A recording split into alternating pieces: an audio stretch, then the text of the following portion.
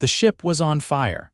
Not metaphorically, not in the poetic sense, it was literally ablaze, with bright orange tongues licking the edges of the corridor panels, hungry for oxygen. The emergency lights blinked in panicked reds. Somewhere behind him, a pipe hissed violently, releasing a cloud of superheated steam. Everything smelled like melting plastic and ozone. Kalen Cord ran.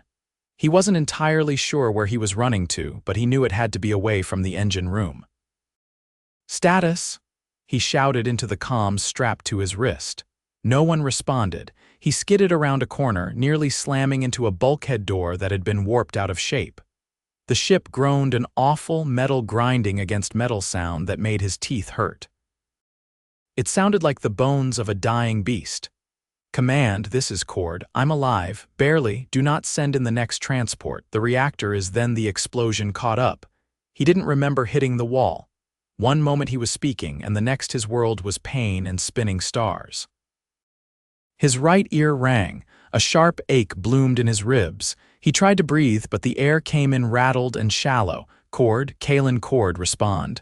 The voice over the comms was high and nasal, unmistakably alien. He coughed. "Still here. Evacuation protocols have failed. We are isolating the breach, but we calculate a 4% survival likelihood for your present location." 4%? I've worked with worse odds, Kalen muttered, forcing himself to sit up. The corridor was a war zone. Wires sparked from the ceiling. The floor panels were warped. And somewhere nearby, he could hear the frightening hiss of a coolant leak. He looked up. A figure was standing at the far end of the corridor, tall, cloaked in a pale robe, with skin the color of polished stone and eyes that shimmered like mercury. "Are you with the Nytheri?" Kalen asked, squinting through the smoke. The being nodded once. "Great. Can you help me get out of here before I become barbecue?" The alien stepped forward silently, then offered a slender, four-fingered hand. Kalen grabbed it, wincing as pain flared in his side. His ribs were definitely cracked, maybe fractured. As they moved down the corridor, the floor shook again. This time the lights went out completely. The Nytheri guide paused. "We are losing structural integrity. If you are carrying vital data, transfer it to me." "Not carrying anything but broken bones and bad luck," Kalen muttered. They rounded another corner, and there it was. The escape pod, crumpled, half-melted and tilted at an awkward angle, but still intact. "I'm going in first," Kalen said. The Nytheri hesitated. "Your body mass may overload the stabilizers. Then you're welcome to push." He crawled inside, gritting his teeth against the pain. The seatbelt was half-melted but functional enough to hold him.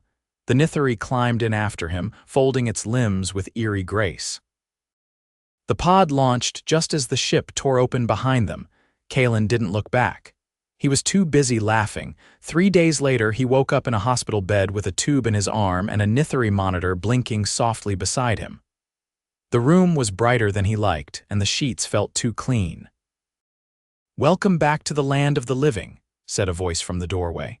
A tall Nytheri officer stepped in, wearing a uniform that shimmered like oil. Kalen recognized him from diplomatic briefings. High Commander Thalen, one of the last military leaders of the Nytheri Empire. "You're the human who laughed when the ship exploded," Thalen said. "Laughed or coughed, hard to tell the difference when you've got broken ribs." Thalen tilted his head. "You were informed of your odds. Most species exhibit despair in such conditions." "Most species aren't human," Kalen said. "Sometimes we laugh because it's the only thing left that makes sense." Thalen stared at him for a long moment. "Our empire is dying." Kalen raised an eyebrow. "You usually greet returning patients with that kind of news." "I am not here to offer comfort. I am here because you may be the only creature in this sector capable of something we need." "That sounds more like a threat than a compliment." Thalen stepped closer. "We need someone who can go where our diplomats cannot, speak where our soldiers are ignored, and act where our politicians hesitate." "You want me to be some kind of envoy?" a jester, Thalen said. "But one with teeth." Kalen blinked. "You're serious? Deadly?" Kalen tried to sit up and groaned. "You're going to have to wait until these ribs knit back together." You will have 8 days. Kalen laughed again, then winced. That's not even enough time to sneeze without crying. Thalen turned to leave. You may laugh at doom. But doom is punctual. Be ready. By day 5, Kalen was out of bed and walking in tight circles around the recovery room. The medics Nytheri with eyes like dim lanterns hovered nearby, muttering in their language. His ribs still ached, but the pain had dulled to something he could manage with breath control and a few creative curse words. On the 6th day, they brought him a translator unit and a briefing tablet. On the 7th, a uniform. Not human standard military issue, it was Nytheri diplomatic attire, tailored awkwardly to his shape, with 2 long sleeves and a collar that pinched. Do I look like I belong in a royal court? Kalen asked the Nytheri technician helping him dress. You look like you survived a ship explosion with cracked ribs and a bad attitude. That may be enough. The capital of the Nytheri Empire was a city in decline. Kalen saw it from the shuttle window as they descended towers that leaned slightly, old infrastructure patched with newer, mismatched materials. The sky was a dull, bruised gray.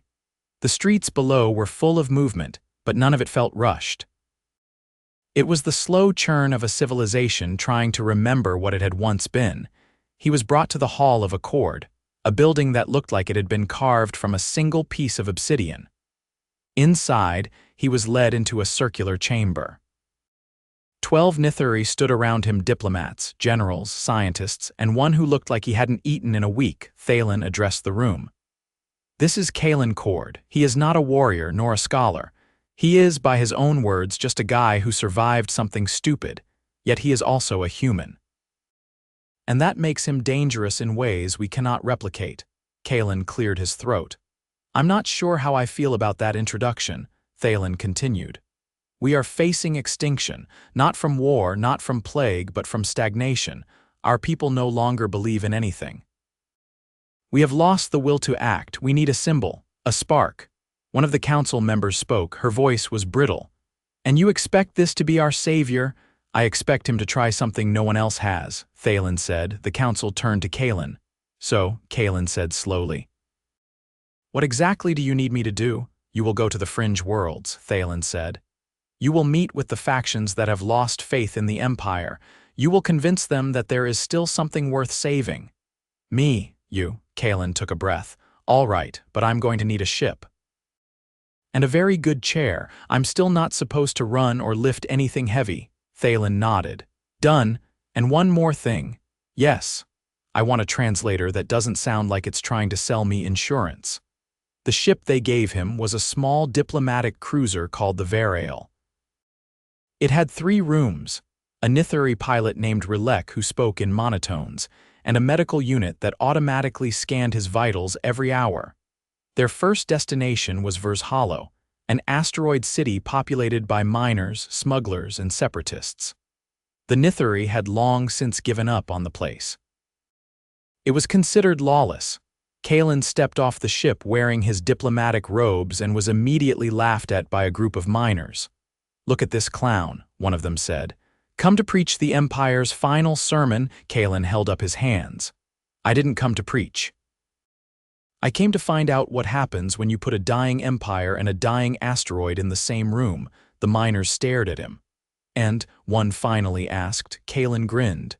They either kill each other or they figure out how to survive. That night he drank with them, listened, laughed. Told the story of surviving the ship explosion, downplaying nothing, leaving in every grim detail, every broken rib, every scream. And when he laughed at the end, they listened. By morning, the miners had agreed to reopen trade talks with the Nytheri. Word spread. A human who laughed at death. Who listened. Who didn't posture or threaten or beg. Who asked, what do you want to believe in? Instead of, why won't you obey? Kalen Cord became a symbol, not of power, not of dominance, but of resilience. Of absurd, stubborn hope in the face of collapse.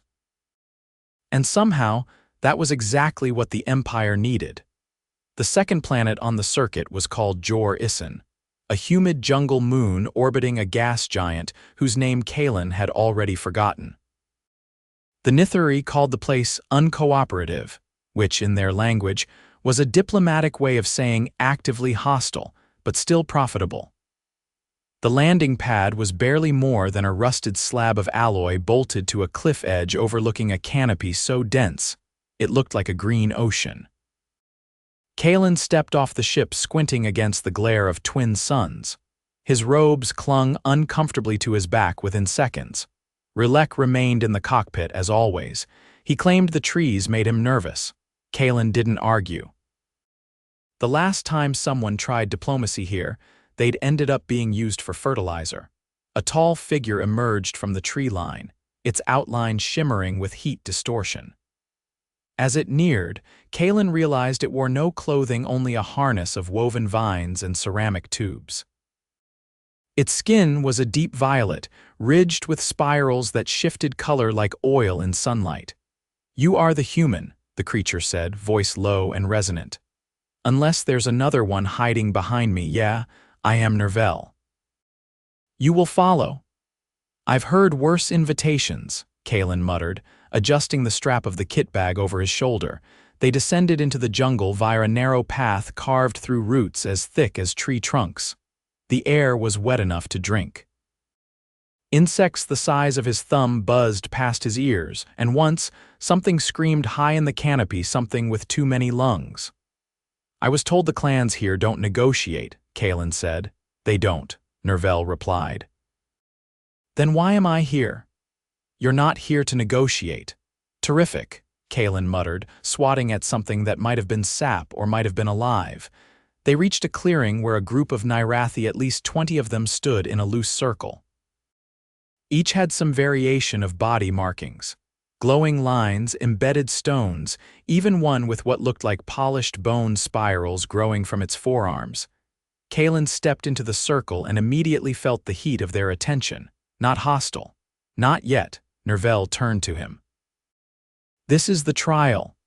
"No one mentioned a trial. If they had, you wouldn't have come." Kalen glanced around. "What kind of trial are we talking? Logic puzzles? A foot race? Please say it's not a foot race." "You will be asked 3 questions," Nervel said as he stepped back. "Answer truthfully. If your answers offend, you will be buried where you stand." The tallest of the Nytheri stepped forward. Its eyes were vertical slits and its voice had a crackling undertone. "Why did your species choose expansion when survival alone was already improbable?" Kalen blinked. "Because we don't like being told what we can't do." The Nytheri cocked its head. "That is not an answer, that is defiance." "Exactly," Kalen said. "We survive by being unreasonable. The universe says you can't breathe here and we build suits. It says you can't live there and we terraform. We don't expand because it's wise. We expand because it's who we are." There was a brief silence. Then a second Nytheri stepped forward. This one was shorter, broader, with skin so dark it reflected none of the sun's light. "What is worth dying for if not your own kind?" Kalen's mouth went dry. He didn't answer immediately. Instead, he looked around the circle, then down at his own hands. The knuckles were still bruised from the escape pod impact. "I think. Sometimes it's not about who you die for, it's about what you leave behind," he said. "We don't always get to save our own. But if we can leave something better for the ones who come after, maybe that's enough. Maybe that's the point." The third stepped forward. Its face was obscured by a mask of carved glass. When it spoke, the voice came through a chorus of tones. "How do you laugh while dying?" Kalen exhaled sharply. "Because the alternative is screaming, and we've already done that. If the end is coming, I'd rather meet it standing with a joke in my mouth and my boots on. Laughing doesn't mean we're not afraid. It means we're still human, even when everything else is falling apart." The clearing fell into absolute silence. A breeze stirred the leaves. Somewhere above, a bird let out a long, descending call that sounded like a sigh. Then the tallest Nytheri nodded. "Accepted." Kalen relaxed so suddenly his knees almost buckled. Nervel returned to his side. "You are now blood sworn in the eyes of the jungle. Is that good?" "It means they won't eat you." Progress.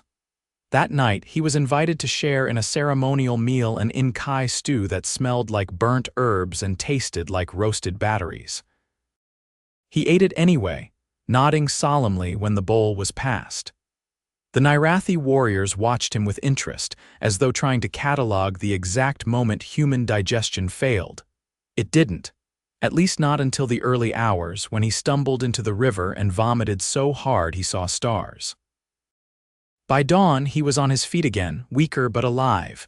Nytheri stood watching him from the bank. "You are not built to endure this world. Not built to endure a lot of things," Kalen croaked, rinsing his mouth. "We do it anyway." "You will leave with escort," Nytheri said. "Trade routes will reopen, not for the Empire, for you." "I'll take it," Kalen said, staggering back towards the landing pad. Two Nytheri followed him silently through the jungle. They didn't speak or offer help, but when he stumbled, one reached out and steadied him without a word. By late morning, he was back on the cruiser. Relek powered up the engines without asking questions. In the cramped medbay, Kalen lay on the diagnostic table while the auto scan traced his vitals. "Severe dehydration," the voice chimed. "Ketosis detected. Electrolyte imbalance. Liver stress response activated." "Nothing a nap and a gallon of salt water won't fix," Kalen muttered, pulling the blanket up to his chin. Relek appeared at the doorway, blinking slowly. "You are deteriorating." "Yeah. But in a productive way. Your humor does not mask systemic strain. It's not supposed to, it just makes it tolerable." Relek watched him for a long moment. "The Nytheri do not ally, they challenge. You answered with vulnerability." "That is not a strategy." "It wasn't a strategy," Kalen said, eyes closing. "It was an answer." The cruiser lifted off. Outside, the jungle fell away, endless and unknowable. But as the ship climbed, he saw the clearing again, and in it, the Nytheri standing still, watching the sky. 2 days later, they reached the third destination, Kurith's Divide, a mining colony built into the edge of a canyon so deep it had its own weather system. The settlement clung to the cliff like a parasite, all scaffolds and tension cables. The Nytheri had withdrawn from the area after a decade-long labor revolt. Now it operated independently, trading ore for food and fuel, its people hardened by necessity. Kalen walked down the metal gangway into the docking bay, his ribs aching with every step. He'd refused a brace, claiming it made him look like a malfunctioning vending unit. The foreman who greeted him was a bipedal creature with skin like flint and eyes that glowed faintly red. They didn't shake hands, just nodded once, then led him through a maze of tunnels to a cargo room lit by flickering LEDs. "Talk fast. We lose power every 2 hours." Kalen leaned against a crate. "You've got resources, but no alliance. You've got people, but no voice. I'm not here to give orders. I'm here to ask what you need." The foreman narrowed its eyes. "Why would you care?" "Because I've seen what happens when no one does." They stared at each other. Then the foreman gestured to a terminal. "We need medicine. We need insulation. And we need someone to stop the raiders hitting our transports every other cycle. I can get you 2 of those 3. "Which 2? We'll find out," Kalen said. They worked out a temporary agreement, one that wouldn't last forever but might last long enough to matter. As Kalen returned to the ship, the foreman called after him. "You're not what I expected." "Neither is the galaxy," Kalen said, stepping into the airlock. He didn't laugh this time, but as the doors closed, he allowed himself a grin, small, exhausted, and entirely human. The last place they sent him was the one everyone had quietly avoided mentioning until now, Tyrek's Fall. Not a planet, not a station, just a drifting mass of tangled wreckage and shattered ambition, where the Nytheri had once tried to build an artificial habitat large enough to house half their displaced population. The project collapsed mid-construction after a cascade of engineering failures, and the survivors had turned it into a lawless sprawl of scavengers, rogue tech guilds, and outcast species. There wasn't a single functioning government, no central authority, no reason for Kalen to go, and yet he went. They arrived at local dusk, though dusk was generous for a place that orbited nothing and relied on a failing lattice of artificial suns. The light was patchy and greenish, and the air tasted like battery acid and rust. Kalen stepped off the docking ramp and immediately gagged. "You are not cleared for open exposure," Relek said from the console. "Too late. I've already lost 3 taste buds." He pulled the rebreather over his face, adjusted the seals, and began walking into the corridor of what had once been the agricultural ring. Now it was a twisted gallery of market stalls, makeshift barricades, and open fires. A child with metal plates grafted into its scalp ran past him, laughing, chased by a lizard the size of a duffel bag. A voice called out from behind a curtain of thermal foil. "You lost or just stupid," Kalen turned. The speaker was a squat creature with 6 eyes and a neck that pivoted like a ball joint. "Bit of both," Kalen said, stepping closer. "I'm looking for someone who speaks for this place." "Then you're really stupid. Great. We're making progress." The creature led him through a side passage into what had once been a greenhouse. The glass was cracked and fogged, the plants long dead but carefully rearranged to form a kind of throne room. Sitting atop a pile of obsolete engine parts was a woman human, surprisingly with a prosthetic jaw and one eye replaced by a glowing lens. She didn't stand when he approached, just tilted her head. "You're the Empire's pet clown?" "More like their court infection," Kalen said. "You must be the queen of lost causes." "I'm just the one who stayed when everyone else ran," he nodded. "Fair, I'm Kalen. I'm called Vexa. What do you want? Not your throne, not your territory, just your attention." "For maybe 5 minutes and a glass of water." She tossed him a dented bottle. It smelled faintly of ethanol. "You're either suicidal or overconfident," she said. "I'm tired. That's all. I've been to 3 different hellholes and convinced people to talk when they hadn't spoken to the Empire in years, and I did it while leaking blood and vomiting on ceremonial stones. I heard about the jungle trial. They said you laughed at the final question. I was hallucinating slightly." "I thought the speaker was made of bread." Vexa barked a laugh, then coughed. "So why come here? Because you're the last piece. The Empire's too scattered to reform by force. It needs trust. You're sitting on the most autonomous stronghold in the sector. If you back them, even a little, others follow. I'd gain nothing. You'd gain the ability to choose what comes next. Right now you're surviving. That's not the same as living." She stood slowly, her movements deliberate. "And what happens if I say no? Then I go home, or what's left of it. And I tell them I failed, but at least I won't have lied." Vexa studied him for a long moment, then she gestured to the side. "There's someone you should meet." She led him through a hatch into a lower compartment. The temperature dropped abruptly. They passed through a pressure gate, and the air took on a smell Kalen instantly recognized: medical-grade antiseptic and recycled coolant. The walls were lined with cryo vaults. Each one held a patient. "They're what's left of the original workforce," Vexa said. "When the habitat failed, we had to choose who to save. We didn't have enough pods for everyone." Kalen's voice was quiet. "You put them under and hoped someone would fix it later. No one ever came. Now the systems are failing. We don't have the tech to repair the cryo networks." "But the Empire does. Why didn't you ask?" "Because they would have used it to take this place back." Kalen stepped closer to one of the pods. Inside was a Nytheri child, barely the size of his torso. Her eyes were closed, but her hands were curled into tiny fists.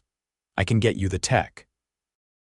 No conditions, no flags, just help. And in return, you give them a voice, not loyalty, just a chance to be heard." Vexa didn't answer right away. Instead, she placed her palm against the glass. "Tell them we'll talk, not surrender, just talk," he nodded. "That's all I needed." 2 hours later, he was back on the cruiser. Relek monitored his vitals with a blank expression as the med unit ran a full scan. "You are malnourished," Relek said. "I've eaten worse things than this mission," Kalen replied. "You have lost 12% of your body mass since deployment." "Didn't need it. I was carrying winter weight." Relek looked unconvinced. "I'm done now. No more trips, no more speeches," Kalen added. Relek blinked. "What now?" "Now," Kalen said, lying back against the diagnostic bed, "we go home." It took 4 standard days to reach the Nytheri capital again. In that time, Kalen slept, drank protein broth, and ignored the persistent ache in his joints. The med unit kept trying to sedate him. He kept overriding it. When they landed, the Hall of Accord was waiting. This time, there were no grand introductions, no circles of judgment, just Thalen standing alone near the edge of the reflecting pool. "You look thinner," Thalen said. "It's the new diet." Stress and swamp stew. Reports from the fringe systems confirm your results. Trade has resumed. Communication lines are opening. "Then you've got your spark," Thalen nodded. "It is not a fire yet, but it may become one." Kalen took a breath. "I'm not doing this again. You won't need to." They walked in silence for a while beneath the stone arches. The sun, or its equivalent, filtered through colored glass, casting fractured shadows. "You understand what you did?" Thalen asked. "I didn't fix anything. I just got people to stop clenching their teeth long enough to breathe. That is more than we have achieved in decades." Kalen stopped walking. "I'm not your hero." "No, but you are our reminder." He didn't answer, just sat down on the edge of the pool and stuck his hand in the water. It was colder than expected, clear. Still, Thalen turned to leave. "You're welcome," Kalen said, not looking up. Thalen paused. "No, thank you." When he was alone, Kalen lay back on the warm stone, watching the colored light shift across the ceiling. He didn't laugh this time. He didn't need to.